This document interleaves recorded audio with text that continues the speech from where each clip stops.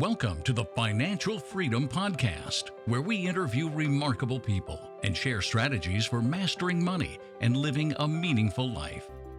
With your host, Grant Sabatier, creator of Millennial Money and author of Financial Freedom, a proven path to all the money you will ever need.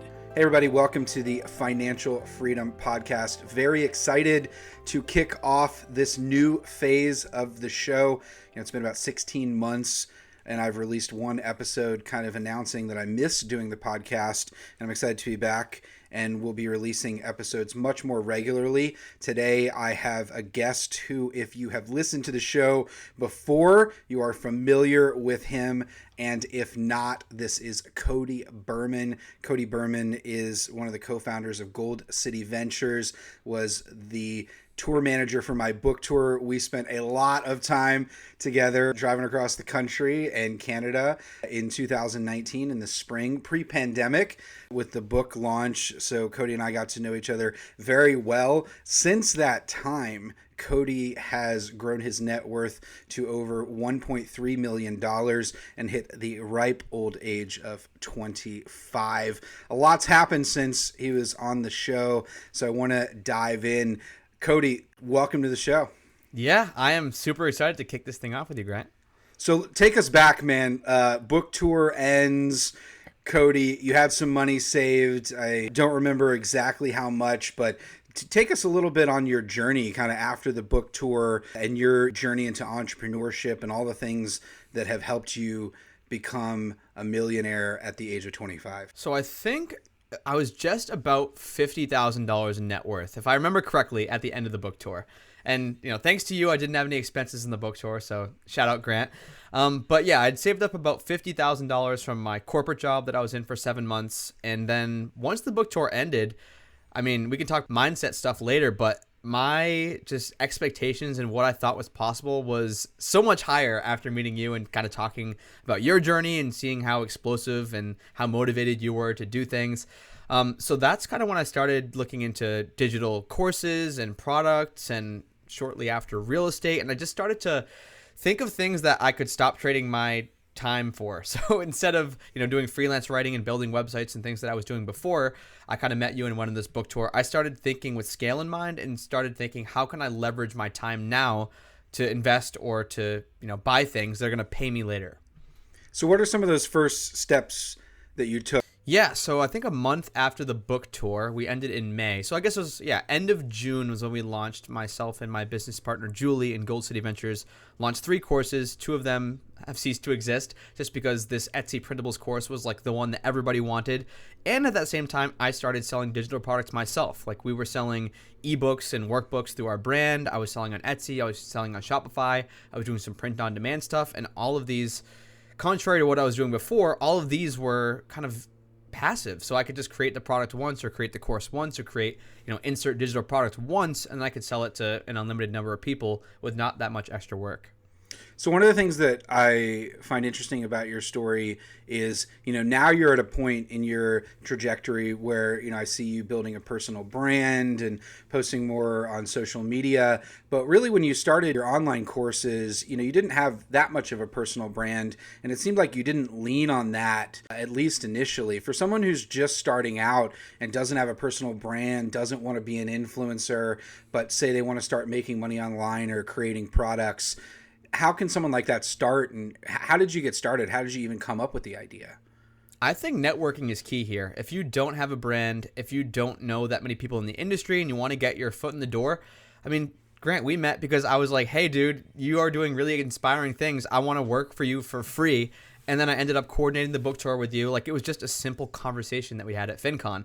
And that's happened to me over and over again, whether it was past internships or jobs or opportunities with you or Julie or other people in the personal finance space.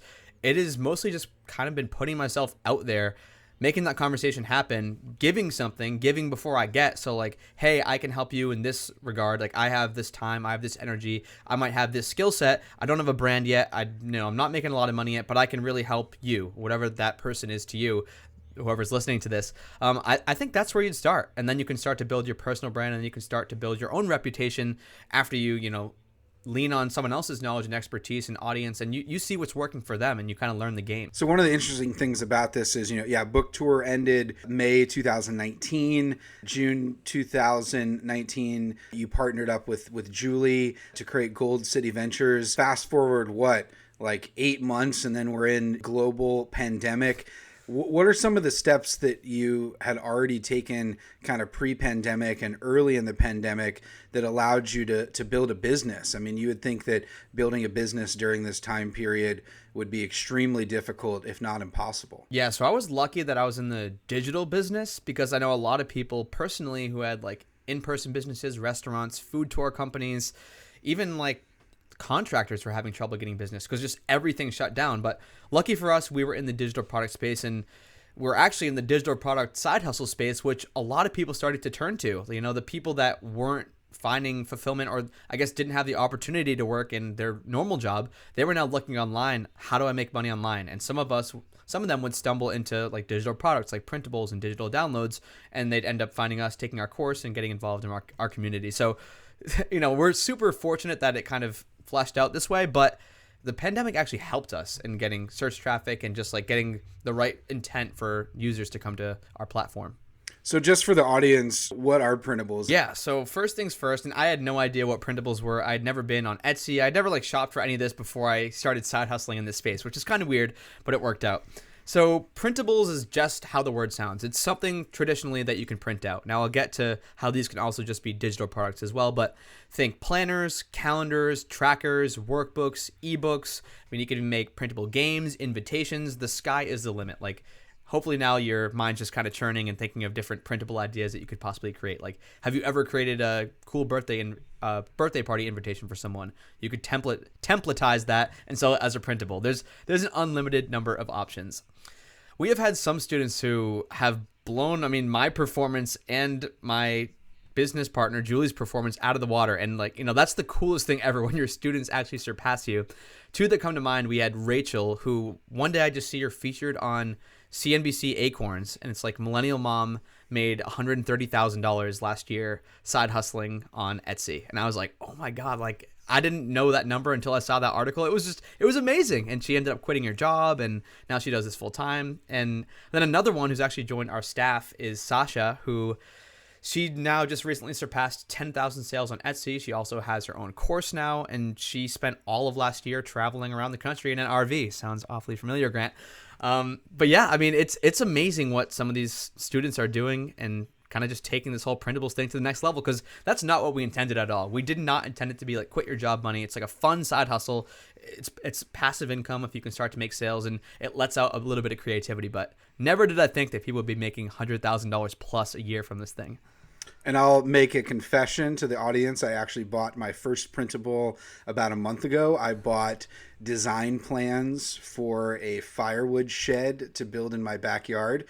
I paid $2.99. And this is a plan that someone had created one time. He actually has a number of different templates. And knowing that this could be a lucrative business, I looked down and saw that he'd sold 18,000 of these plans in some form, which, just do the simple math, $3 times 18,000 is, over $50,000 for something that, he created one time. It was really well done. And then I started going down the rabbit hole, and you can get entire house plans on Etsy. It's like absolutely mind blowing. So printables not only are legit, I've used them in my own life. I want to talk about just this idea of being a diversified entrepreneur and taking on this enterprise mindset. I wrote about it in my book. I certainly live it, waking up and looking for different creative ways to make money. And then when you make that money, not just going and spending it and wasting it, actually putting it to use into other investments that can then continue to grow. So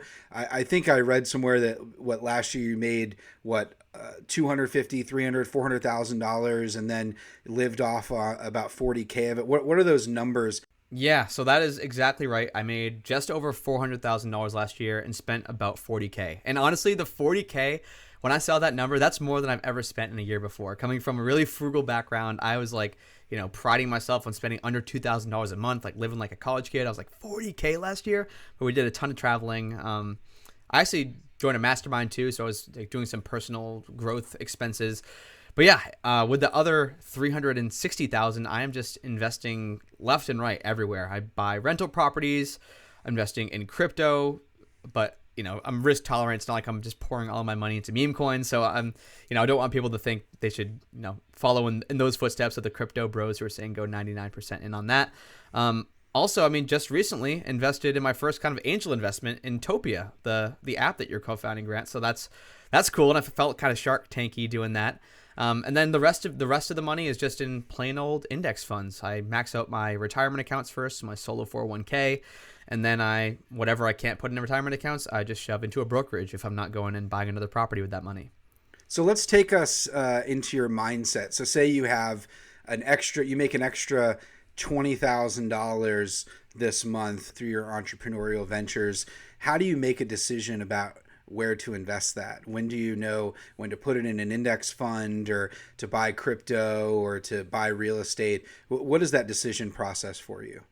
I really wish I had a good answer for you, Grant. It is honestly whatever way the wind is blowing that day in my mind. Like, the fact of the matter is, like, I'm just putting my money into things that are going to pay me dividends in the future. I unfortunately don't have a calculated game plan for how those assets are allocated. I am mindful, like, I don't want to be all in on just real estate or all in on just crypto. I like to have a healthy balance, but there's not like a certain percentage or amount that I do every month. Yeah, the key is diversification. I imagine that you invest a fair amount back into your business. So would it be correct to say that you're diversified across your business, real estate, traditional index fund investments, and then more alternative assets like crypto, and then a little bit of startup investing? Is that kind of the 4 or 5 buckets? Yeah, that sounds pretty accurate. I didn't mention the business, like spending back into the business. I was just saying on the personal front when I was answering that question. But yeah, we definitely spend a lot on like analytics and marketing and just professional development, a bunch of stuff in the business as well. I want to dive into real estate a bit because I know you've gone really hard into real estate the last couple of years. Can you tell us about the properties that you've purchased and why you've picked that strategy? I just saw real estate as one of the most tried and true wealth building methods. Like, people have been getting wealthy off of real estate for centuries at this point. Ever since, the United States was founded, people are getting rich off of real estate. And so I just saw it as a really safe asset class. Yes, there are housing crashes. Yes, your property might depreciate by 50% in like the worst case scenario. I had interviewed so many people on my podcast that had retired early from real estate. Like James and Emily Lowry were great friends with them now. They were a good example. They ended up just calling it quits at 27 and 28. Like, they actually, did the RE part of FIRE and completely stopped working. And they just lived off their rental income. And I was like, if they did that in 2.5 years, like, I think myself and Lauren, my fiance, could probably do something similar. So we just started looking for properties that had good price to rent ratios. We were looking in Massachusetts at first because that's where we're from. Couldn't find any good deals in Central Mass. The market's a little hot, so we ended up jumping the border down to Connecticut, and we just started kind of picking properties off one by one. And it's been an amazing experience. I've learned a lot so far, but now at this point, regardless of all of the other investments and businesses that I have, we could just live off the real estate income, which is amazing. So how many properties do you own? So properties, we own 5. Doors, we actually are in the process of selling 2 right now. So we're at 12, but we will be at 10 probably when this airs. So doors are basically doors. Literally like doors, yeah. So a triplex is 1 property, 3 doors, yeah. So why are you selling 2 of them? So I think we got a little bit trigger happy when we first bought, and we saw all these awesome price to rent ratios. We're like, oh, these are going to cash flow like crazy. And we just kind of looked past the fact that they weren't in the best neighborhood. Like, the tenants aren't bad, but they're just not high quality tenants. Like, these are people who, they always have little issues here and there. Like, sometimes they all have paid rent. So knock on wood, we haven't had anyone who's just like not paid rent, but sometimes they're a little late. And it's just like, I am investing in this for the passive income aspect of real estate. I don't want to be getting like little phone calls about your cabinet squeaking or like the randomest little things, because we still self-manage because it's pretty easy. We have a whole team in place. So if there's a plumbing issue, I call the plumber, he goes over there. Electric, same thing. But yeah, these 2 properties that we bought, we just offloaded 1 in January and we're selling a second one now. Just not the best area. Like, we're not gonna get the high quality young professionals, nice families that we want in there. It is a little bit lower class. It's maybe like a C class property. So we just decided we'd rather focus our funds on, like, we just actually recently bought an Airbnb, and it's going to be launching this weekend. And it's, that's just a whole different ball game. Like, it's really nice. We're going to have way higher dollar per night value, and we won't have to worry about the little nitpicky calls here and there. Yeah, I've always been curious about just Airbnb rentals generally. Is that how you think about it, nightly return, or can you talk about some of the economics of investing in an Airbnb property? Yeah, so this is another thing that I didn't really realize when we first started investing in real estate in 2020, but from my friends in the real estate space, they're getting like 3 to 10x return gross rent on short-term rentals versus long-term rentals. It is absolutely insane. Like, people who invest in the Smoky Mountains are doing like 20 grand a month in rental income, where they might be able to rent that place for 2 grand a month on a long-term lease, which is just insane. And so, yes, there are more costs associated with Airbnb. So we have to budget, and we have a spreadsheet for everything. We budget for like the cleaning expense, and, Airbnb takes a cut, and there's like just more management and more kind of day-to-day things that go into managing a short-term rental. But in this market, man, like the rates that you can charge are just insane, and people are paying them. People are paying $700 a night for like a luxury place in the Smoky Mountains, for example. People are paying $1,000 a night for a condo on the beach in California, where that might rent for $3,500 a month long term, or $4,000 a month long term. People are legit renting it out for $1,000 a night, and it might not be booked up the whole month, but that's a good problem to have. Like, even if you're not at max capacity, like, let's say you have 15 days rented out of the year in California, you're making $1,000 a night. It's 15 grand, and it's less wear and tear on your property because people aren't in there all the time. So I don't know. I don't want to speak too bullishly about this market right now, because I'm sure people have got burned big time, and that's why I'm diversified. But I'm excited about the prospects of it. Like, I think there's a lot of potential here. Can you talk about the seasonality? Isn't it a wedding property? So is it a place where it's going to be fully booked maybe in the summer, but not as much in the winter? How did you factor in seasonality into your purchase decision? Yeah, so the Airbnb we're just launching this weekend, yes, we are targeting wedding venues because there's 2 within 10-minute drives, which is amazing. And there's no good accommodation. It's like motels and like the Horizon Inn, not really high-class stuff. So if there's like someone with money that wants to have a really nice day, like, there's not really a place for them to do that. So that really factored into the decision of buying a property in the place where we bought it. Yes, it's going to be seasonal. We're actually, charging seasonal rates, so it's going to be a lot higher from the beginning of April to the end of October than it is from November to the end of March.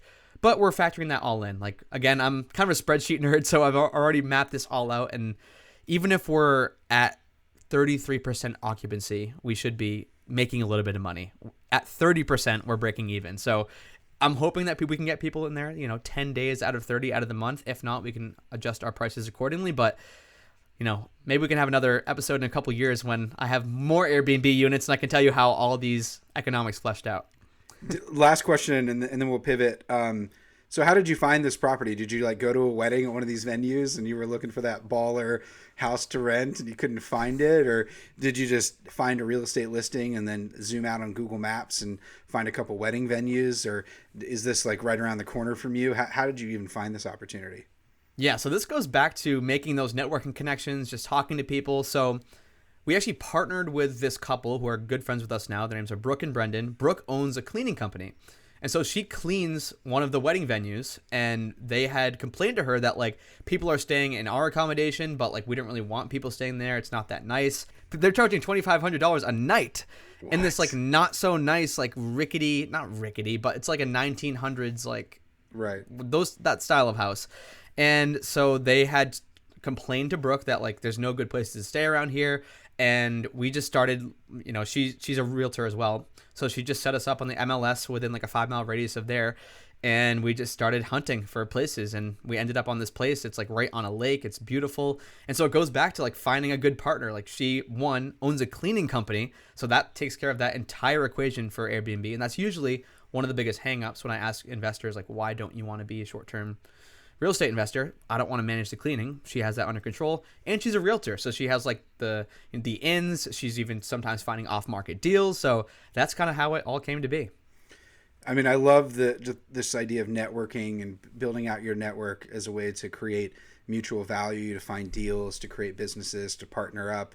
Can you talk a little bit about, I think I saw something on social media recently, you're almost laughing at how much more money you have made today versus if you would have stayed at that full-time job. And I'm just saying that through the lens of, yeah, I know you quit about 7 months in to go on the book tour with me. I remember there was a little bit of drama around you leaving and your boss. And can you talk about what life would have been like if you would have stayed at that job, which was in finance, and probably you would have continued to get raises? You know, how much more money you've made? Gosh, it's not even that long. What, over the last like 3 years? 3 years?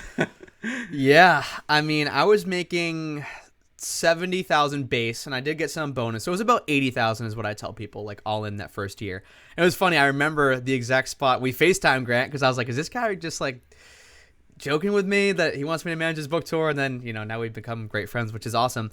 But if I stayed in that job, I mean, my coworkers were probably getting like $5,000 to $10,000 raises, and maybe I could have advanced a position if someone left, or if someone moved companies or whatever, but I'd probably be around 120 base, maybe 10 or 20 bonus. So I'd be like 130, 140 realistically, which is, again, that's a great job. It was a great position. So it was scary when I left because, you know, I left an $80,000 job and I was making like $1,200, $1,500 at the time in side hustles. But now, you know, I'd made $400,000 last year. And I think this year I'm honestly going to double that or more, which is even crazier. I mean, gosh, do all of your friends still have normal jobs, and here you are just making money all these different ways? Do they think you're absolutely insane? Have you convinced any of them to kind of jump ship into entrepreneurship? Or I think when we last talked, you were just like, no, even my friends, even though they see what I'm doing, they just can't believe it and won't make the leap and convince themselves otherwise. Is that still the case? I really wish I had a different answer for you, but yes, it's still the case. I have friends who like show interest in side hustles. I have friends who show interest in real estate, but it seems like a lot of them just don't pull the trigger. I don't know if it's fear, or if it's just they don't have the right role models. They're not surrounding themselves with the types of people who are doing this stuff. I mean, they have me and I hang out with them all the time, but it seems like, honestly, like I started just climbing a ladder, and, you know, they saw me at the bottom, and then they'd peek back and I'd be like, you know, 20 feet up, and then they'd peek back and I'd be 100 feet up. And now I'm like 1,000 feet up this ladder, and people will just glance back and be like, oh, that's pretty cool. And that's about it. Like, I had a pretty big media feature that like my whole hometown saw. Like, every single person I saw was like, oh, sweet media feature, dude. It was like 26-year-old makes $30K a month in passive income and has a $1.3 million net worth. I think you referenced that at the beginning here. And I'll get like a couple pats in the back, and then it's a week later now, or 2 weeks later while we're recording this, everyone's already forgot about that article. So, you know, people, it's just a flash in the pan for them. They don't really care. I haven't really, unfortunately, been able to swing anyone over to the dark side. One of the things that I've recognized is I think most people who are stuck like that are in between an illusion of control. So they think that they're in control because they're keeping their full-time job, they're not going to get fired, and it's a steady paycheck, and also stuck between an irrational level of fear. So for some reason, even your friends who I'm sure have college degrees and decent jobs, they have this irrational level of fear that if they take some risk in their life, quit their job to try to launch an entrepreneurial venture, or even move to a job that they like more, that they won't, for some reason, in an economy that has more demand for talent than ever before in history, not be able to get another job. It just seems so crazy to me, but I'm trying to really hone in on why people don't make that decision. And I don't think it's for lack of information. There are tons of blueprints out there. I don't think it's even for lack of knowing someone who's done it. I think it is this just place where people get stuck, and then maybe when they're in their 50s or something happens in their life, all of a sudden they wake up. It just pushes them over the edge of that fear, and they realize for once, okay, I don't have as much control over my life, and so I'm going to take a little bit more risk. Yeah, and the one part, I agree with everything you said. The one part that really, I don't want to say irks me, but it's just, you know, people my age, people who are 25, 26, I mean, a lot of my friends don't have kids. They don't have families. Like, this is the best time to take those risks. You know, if you have a family and you have kids and you have like this long career that you've been in, it is harder. Like, you are kind of stuck in, you know, this is kind of who you are in your head, and you don't want to stray from that. You don't want to quit your job. You don't want to start this side hustle.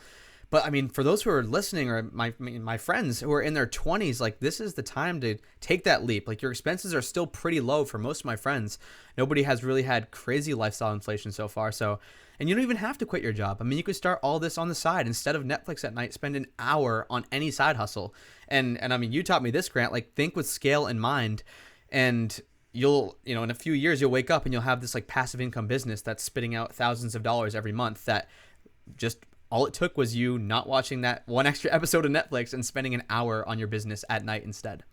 Yeah, I think that most people think that they're going to get rich really quick, meaning they're going to figure it all out in 6 months, or that it's just going to take them forever. And I really think that 3 to 5 year time frame is kind of that perfect sweet spot. And it sounds like that's playing out in your own life, where just this past year, your third year of being an entrepreneur, making over 400K, now year 4, you're projecting, to likely double that. Where does this end for you? I mean, 25, millionaire, living the dream, just getting ready, what I think tomorrow to head off to Europe for a month to, I'm sure, work remotely and play just as hard as you're working.